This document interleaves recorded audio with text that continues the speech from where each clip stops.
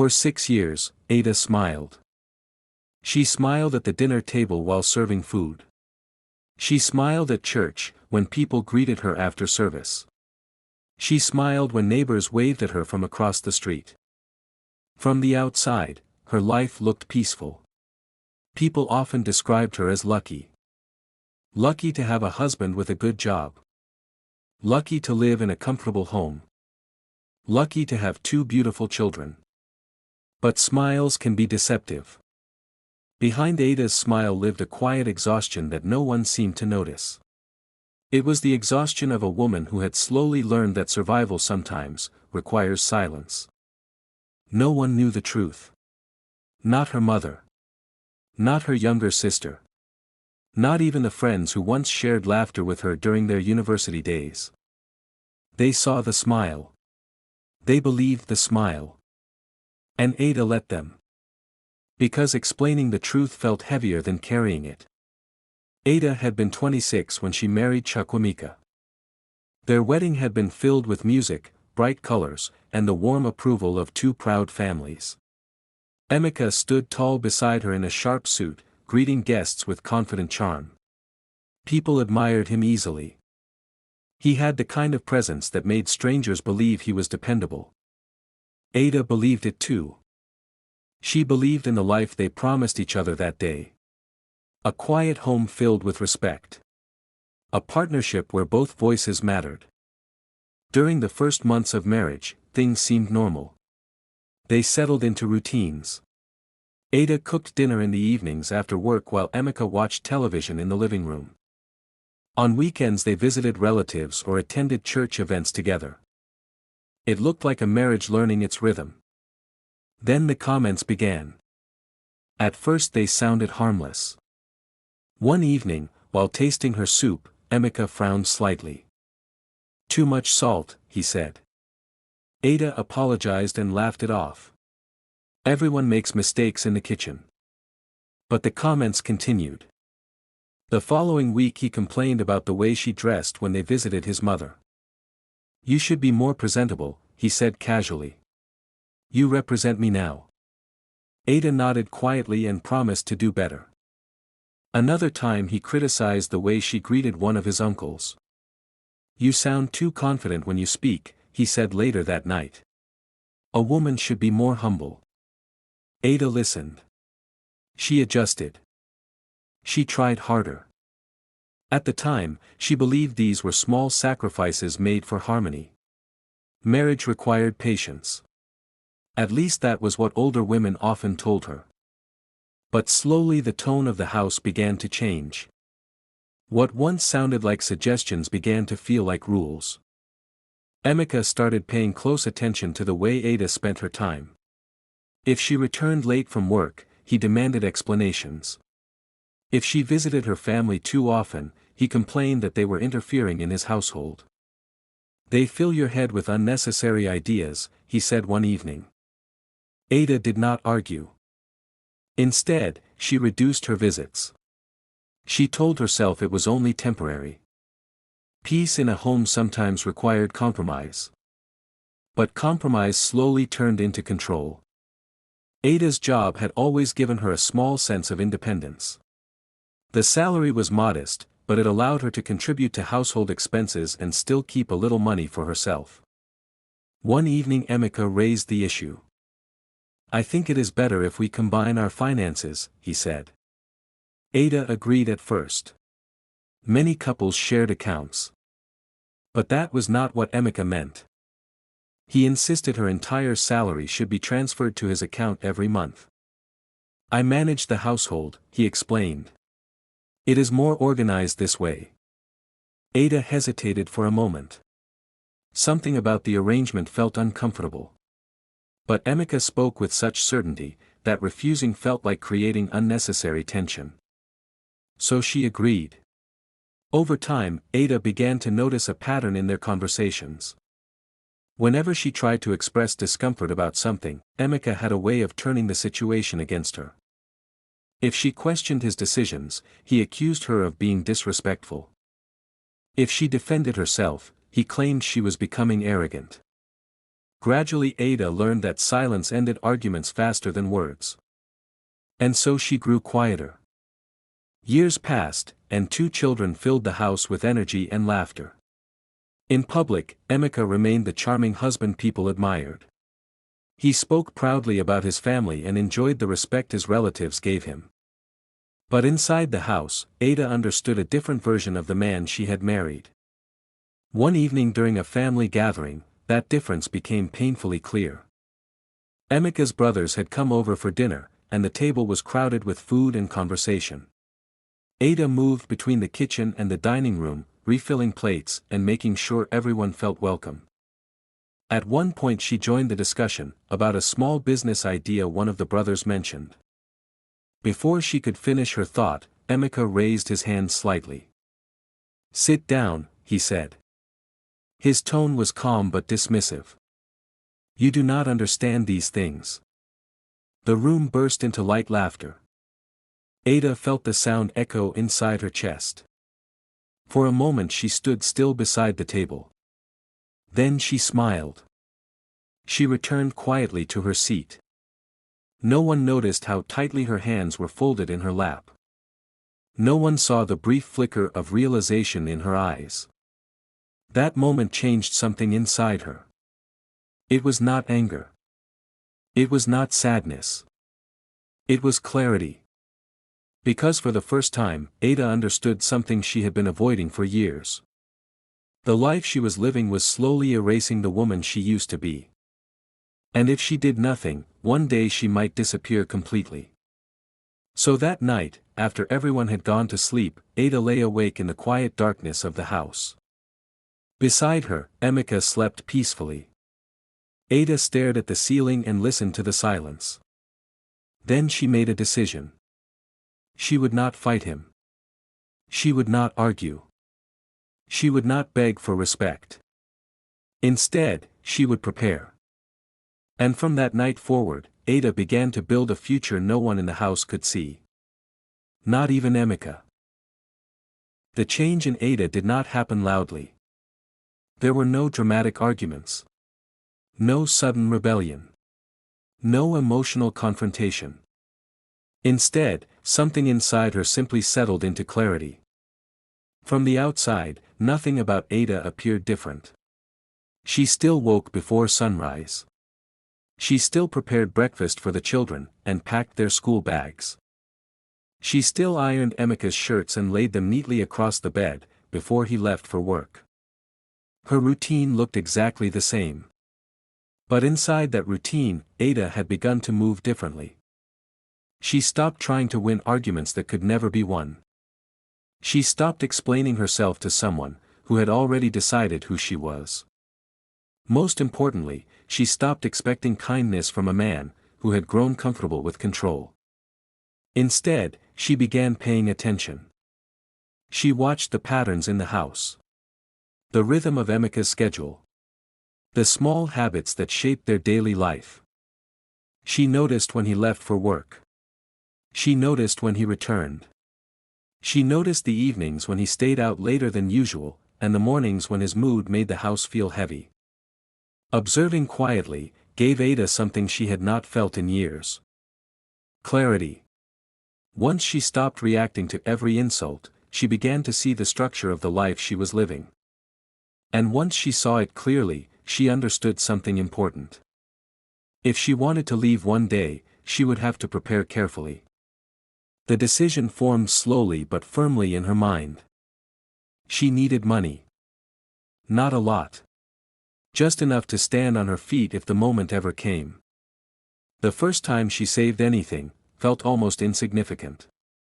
One afternoon, she returned from the market with a few extra coins, left from the grocery money Emeka had given her. Instead of placing them in the kitchen drawer, she slipped them into a small envelope, and hid it inside an old handbag in the back of the wardrobe. It was a small beginning. But it was a beginning. Over the next weeks, she repeated the same quiet action.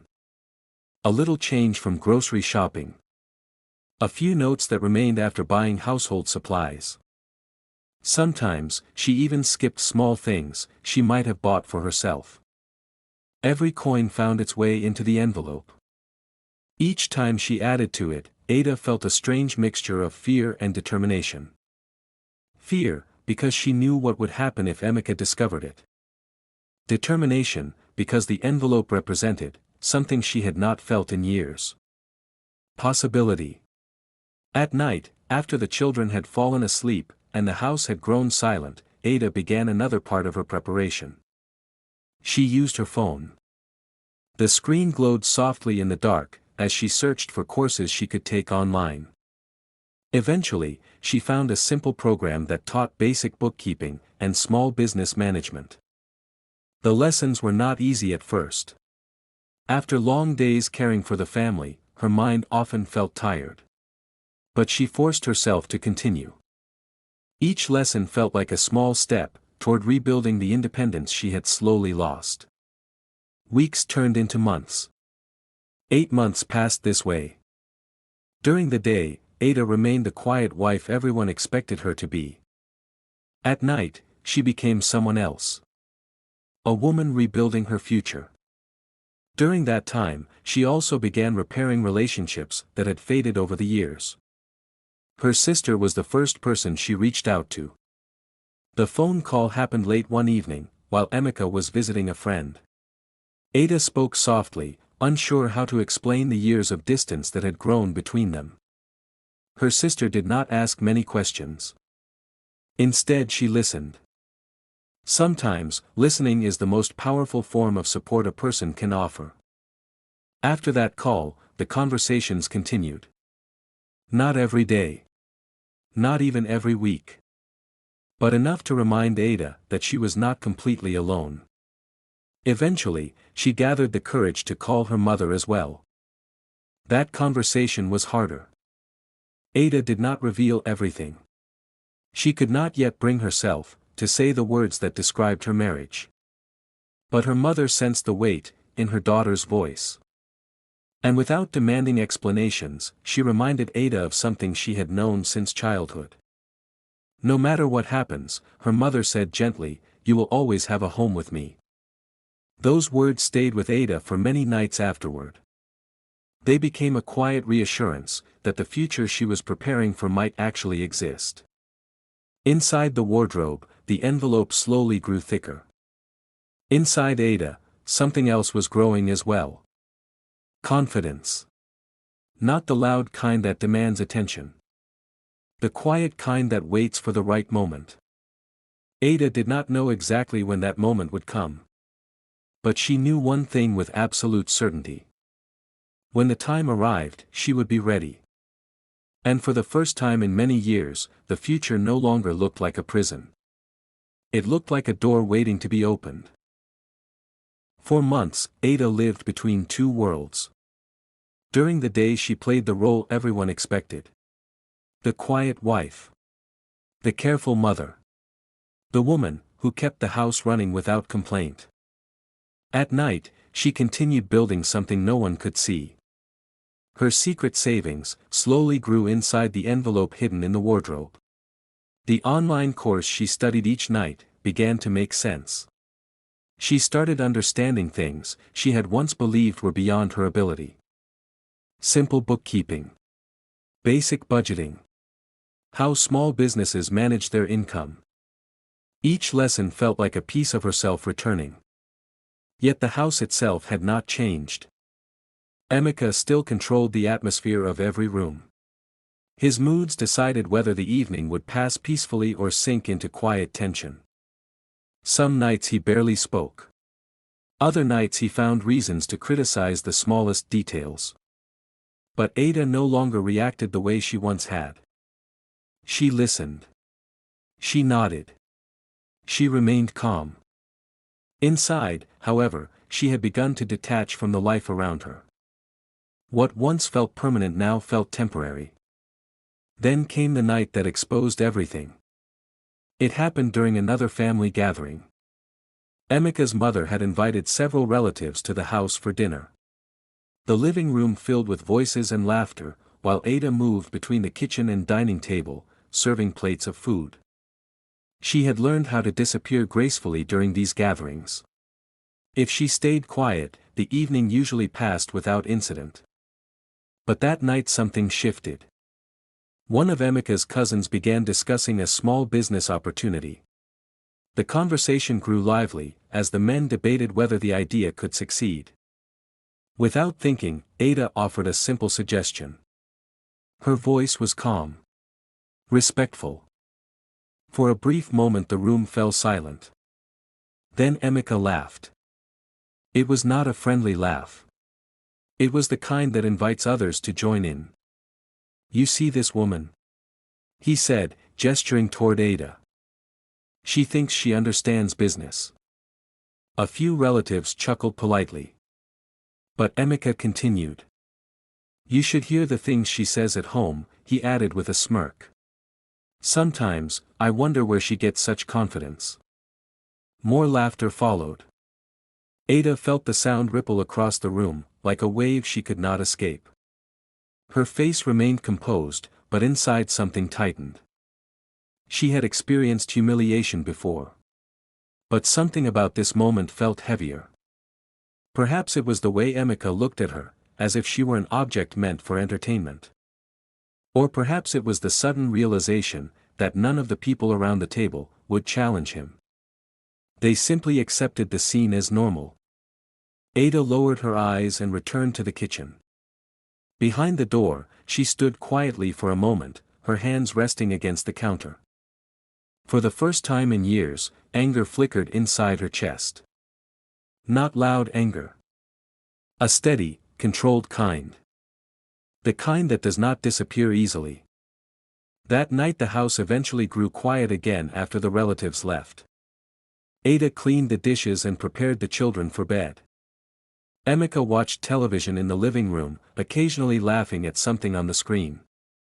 Nothing about his behavior suggested he remembered the humiliation he had created. But Ada remembered. Later, when the house was completely silent, she entered the bedroom and opened the wardrobe. Her eyes immediately noticed something wrong. The handbag was not where she had left it. Her heart tightened. Slowly she reached inside the wardrobe and pulled it forward. The zipper was open. Inside, the envelope was gone. For a moment Ada stood frozen. Then she turned. Emika was standing in the doorway. The envelope rested casually in his hand. He walked toward the bed, and dropped the money onto the mattress. Notes scattered across the fabric like small pieces of evidence. What is this? He asked. His voice carried both suspicion and amusement. Ada did not answer immediately. She simply looked at the money she had spent months collecting. You think you can hide things from me in my own house? Emika continued. He laughed again. So this was your plan? Saving money behind my back? Ada lifted her eyes slowly. For the first time in years, she did not feel fear rising inside her. Instead she felt clarity. Emika watched her closely, waiting for tears or excuses. But Ada remained calm. The silence between them stretched longer than he expected. Finally he shook his head and pushed the money back toward her. You are not going anywhere, he said confidently. This house, this life, everything you have is because of me. He turned and walked out of the room, still convinced he had won. Ada stood alone beside the bed. The scattered notes lay before her, like the remains of a secret that had been exposed. Slowly she gathered them, and placed them back into the envelope. Then she sat down. Her hands rested quietly in her lap, as she considered the moment that had just passed. Emika believed he had destroyed her plan. But in truth, he had only done one thing. He had confirmed what Ada already knew. This life could not continue. And now, the time for preparation was coming to an end. After Emika discovered the envelope, the house changed. Not dramatically. Not in ways outsiders would easily notice. But Ada felt it. Emika walked through the house, with a new sense of confidence, as if he had just proven something important to himself. Occasionally, he mentioned the envelope in passing, making small comments that carried quiet mockery. So, he would say with a smile that never reached his eyes, "No more secret plans." Ada never responded. She simply continued her routines. But inside, something had settled with absolute certainty. The discovery of the envelope had not ended her plan. It had only accelerated it. For months, she had been preparing slowly, carefully measuring each step. Now she understood that waiting longer would only make things more dangerous. Emeka had seen enough to become suspicious. And suspicion could quickly turn into tighter control. Ada knew she had to move before that happened. For the next few weeks, she became even more deliberate with her actions. She avoided unnecessary conversations. She kept the house peaceful. She allowed Emeka to believe he had completely destroyed her confidence. The illusion worked. He relaxed again. The tension in the house softened, just enough for Ada to continue planning. The most difficult part was the children. They were still young enough to trust the world around them, yet old enough to notice the subtle tensions between their parents. Ada watched them carefully, wondering how much they understood. One evening, while helping them with their homework, her daughter asked a quiet question. "Mummy, why do you look sad sometimes?" The question lingered in the room like a fragile object.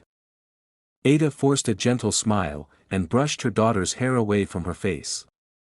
"I am not sad," she said softly. "Just tired."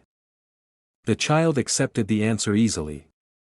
But the moment remained with Ada, long after the children fell asleep. She realized that staying in the house was not only hurting her. It was shaping the world her children believed was normal. That realization strengthened her resolve. She began making quiet arrangements. Her sister remained her closest support during this time. The two spoke carefully on the phone whenever Emeka was away from home. Ada finally shared more of the truth she had carried for years. Her sister listened without interruption.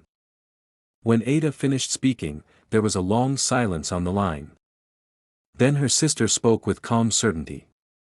"You and the children can come here." The words felt like a door opening. Ada hesitated for a moment. "What about the future?" she asked. "We will figure that out later," her sister replied. "Right now you just need a safe place." A few days later, Ada spoke with her mother as well. That conversation was more emotional. Her mother's voice trembled when she realized the weight her daughter had been carrying alone. Yet she did not pressure Ada, or question her decision. Instead she said something simple. "Come home." Those two words removed the last doubt Ada had been holding. After that, everything began moving quietly into place. Her sister arranged space in her small apartment. It was not large, but it was enough. A room where Ada and the children could sleep. A place where the atmosphere would not be controlled by fear. Ada also began gathering important documents. Birth certificates. School papers. Small personal items the children loved. She packed them gradually, hiding them in a small bag at the back of the wardrobe, where Emeka rarely looked. Each item felt like a step toward freedom. Each night she reviewed her plan in silence. She would leave on a weekday morning. Emeka always left early for work on Wednesdays. The children's school bags would already be prepared. The house would look normal, until the moment they stepped outside. No confrontation. No argument. Just departure. The night before she planned to leave, Ada barely slept. The house was silent around her. She listened to the familiar sounds that had shaped her life for years. The faint hum of the refrigerator. The distant traffic outside. Emeka's steady breathing beside her. For a moment, she wondered if she was truly ready for the life waiting beyond that door. Leaving meant uncertainty. It meant rebuilding everything from the beginning. But staying meant something worse. It meant losing herself completely. As dawn slowly approached, Ada rose quietly from the bed. She walked to the children's room, and watched them sleeping peacefully. A calm determination settled inside her chest. The decision was no longer frightening. It was necessary. By the time the sun rose that morning, Ada knew something with complete clarity. Tomorrow, she and the children would leave this house. And Emeka would not see them walk away. Wednesday morning arrived quietly. Nothing about the house suggested that it would be the last morning Ada would ever spend there. The alarm rang at the usual time. Ada rose from bed, the same way she had done for years, careful not to disturb Emeka as he slept beside her. She walked to the kitchen, and began preparing breakfast for the children. Her movements were calm and familiar. Bread in the toaster. Eggs in the pan. School lunch boxes placed neatly on the counter. If anyone had been watching, they would have seen nothing unusual. But Ada felt every second passing with sharp awareness. This was the morning she had been preparing for. When Emeka entered the kitchen, she greeted him the same way she always did. "Good morning." He nodded briefly and poured himself a cup of tea. He did not notice anything different about her voice, or her posture. To him, the day looked ordinary. He finished his breakfast quickly, and gathered his things for work. Before leaving, he reminded Ada about a bill that needed to be paid later in the week. His tone carried the same casual authority it always had. Ada simply nodded. She had learned long ago that silence made him comfortable. A few minutes later, the front door closed behind him. Ada stood still in the kitchen, and listened to the sound of his car starting outside. The engine faded into the distance. Only then did she exhale slowly. The house had never felt this quiet before. For a moment, she allowed herself to stand in the stillness. Then she moved quickly. The children were already dressed for school. She helped them put on their shoes, and handed them their bags. "Mummy, are we late?" her son asked sleepily. "No," Ada replied gently. "We are right on time." She walked to the bedroom, and opened the wardrobe. The small travel bag waited, exactly where she had hidden it. Inside were the documents she had carefully gathered. The children's birth certificates. Their school records. A few clothes. The small envelope, containing the money she had saved again, after Emeka discovered the first one. It was not much. But it was enough to begin.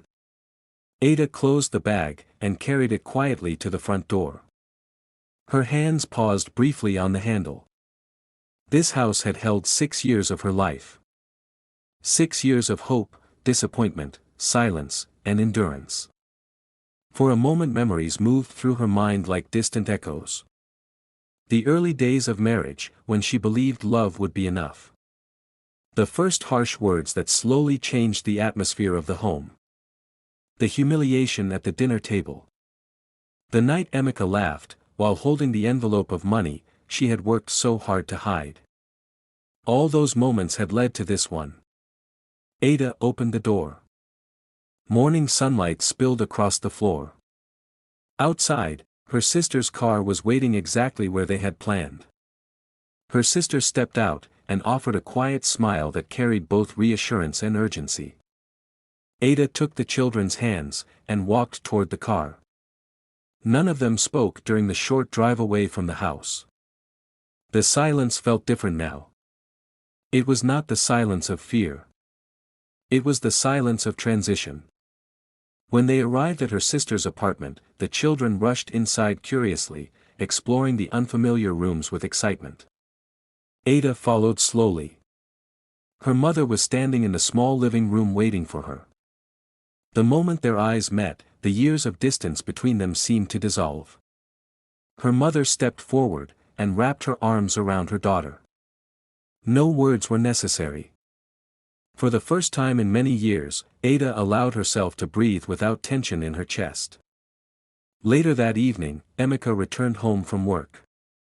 The house greeted him with unusual quiet. No sound of the television. No children running through the hallway. No smell of food cooking in the kitchen. He called Ada's name once. Then again. There was no answer. Confusion slowly replaced his impatience, as he walked through the empty rooms. The children's beds were neatly made. The wardrobe looked untouched. But something was missing. Then he noticed it. The absence of life in the house. He reached for his phone, and dialed Ada's number. The call rang twice before she answered. For a brief moment neither of them spoke. Then Emeka asked the question he never imagined he would need to ask. "Where are you?" Ada's voice was calm. Clear. Steady in a way he had never heard before. "I am done," she said. "Do not call again." 7 simple words. Then the line went silent. Emeka stared at the phone in disbelief. In the small apartment across town, Ada placed the phone down gently. Her children were laughing in the next room, as they explored their new surroundings. The apartment was modest. The furniture was simple. But the air inside it felt light. For the first time in years, Ada felt something she had almost forgotten. Peace. Her life was not perfect. The future would require hard work, patience, and courage. But one truth had already become clear. She had not lost herself after all. She had simply been waiting for the right moment to choose herself again. And that morning, she finally did. Sometimes the strongest people are the ones who stay silent the longest. Ada did not walk away because she was weak. She walked away because she finally remembered her worth. If this story moved you, subscribe for more powerful stories about courage, betrayal, and the strength to start again.